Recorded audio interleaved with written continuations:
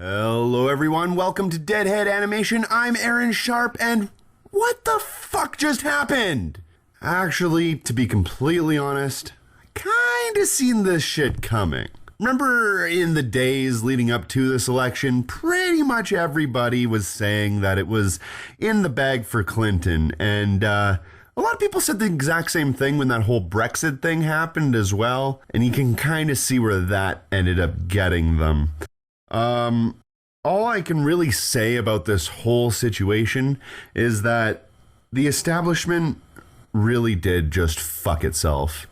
It fucked itself, and it may very well have just fucked the entire world. But we don't know yet, we'll see. But as it stands, it's not looking too good.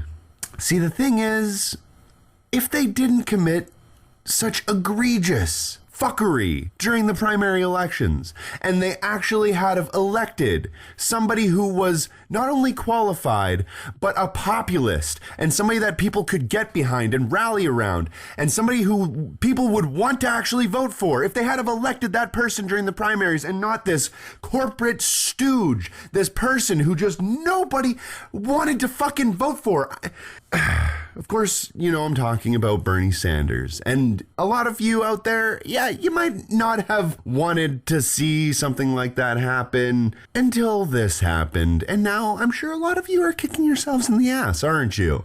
Look, guys, Hillary Clinton and her campaign literally did every single thing that they possibly could to make sure that they would be the ones who were sitting at the top in the seat of power like they always do and like they always want to do. And not to have somebody go in there that wasn't part of the establishment, that wasn't part of their norm, their system, the way that they want things to happen. The idea of that happening to them was so out of the realm of possibility in their minds that, as far as I can tell, they didn't even start drafting Hillary's concession speech until they found out that she lost. The infinite hubris of these people has been shown time and time again, and this is just another example of exactly the kind of corruption and fuckery and just the outright blatant entrapment inside of their own fucking worldview and their own tiny little bubble that these people actually have. They didn't see all of the rallies across America that were filling up with thousands of people all listening to what fucking Donald Trump was saying. They didn't want to listen to the population. They didn't want to listen to the people who wanted change.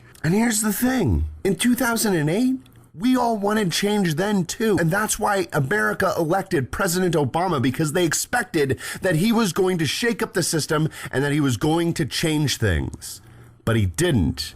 He was just another corporate establishment stooge, suckling off the teat of the big money donors. That's all he did the entire time. Obama has killed so many people abroad, and he has subject the citizens of the United States to all kinds of terrible, heinous shit. Half the population being poorer in poverty, getting into countless needless wars, a healthcare system that was barely functional. In fact, it wasn't even functional for months after he installed the fucking thing. And then you jump forward to 2016, and again, the whole country is waiting, willing, ready for this change that they were promised fucking 8 years ago and never got it. And then you wonder why they all chose this fucking guy. You all wonder why they chose Trump.